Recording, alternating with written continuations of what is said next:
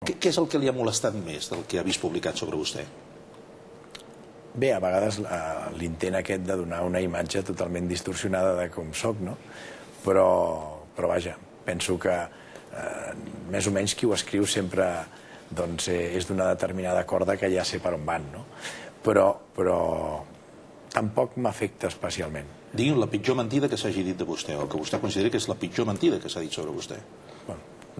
Per exemple, aquesta que sóc una persona prepotent, superba, això no és cert i per tant trobo que és una cosa que no és certa. Vostè fa esforços per demostrar el contrari?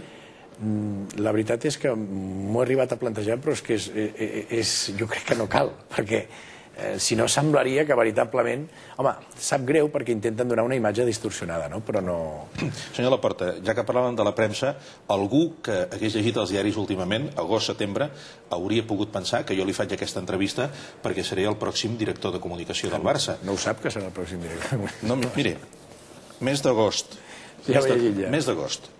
Aquí ho tenen, no? Puigbó, candidato para ser el nuevo director de comunicació del Barça, i a més diu al final que seré presentat abans que comenci la temporada.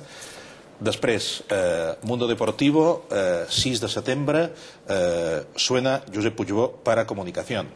A mi ningú m'ha trucat.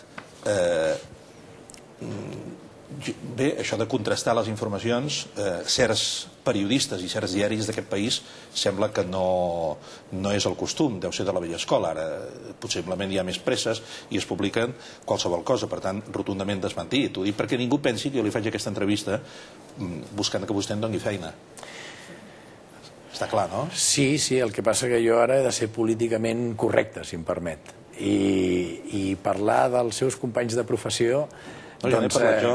Sí, però si jo en parlo surto escaldat. Per tant, em permetrà que són coses que no s'entenen. En aquest sentit, a mi em consta, perquè així ho he pogut comprovar directament i per companys seus de la professió, que vostè és una persona, és un gran professional.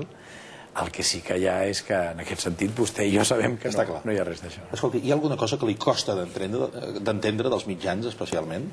Els mitjans són... La veritat és que el que és més difícil no diria gestionar, perquè no pretenc gestionar els mitjans, però sí que alguns cops és més difícil d'entendre segons quines reaccions i només s'entenen a vegades en clau d'interès de grup, que són grups empresarials, s'han convertit en grups empresarials que tenen un interès molt concret, tenen un compte d'explotació i això a vegades, i amb tots els respectes ho dic per la professió, sembla que condicioni una mica les línies diguem-ne periodístiques, pròpiament dites.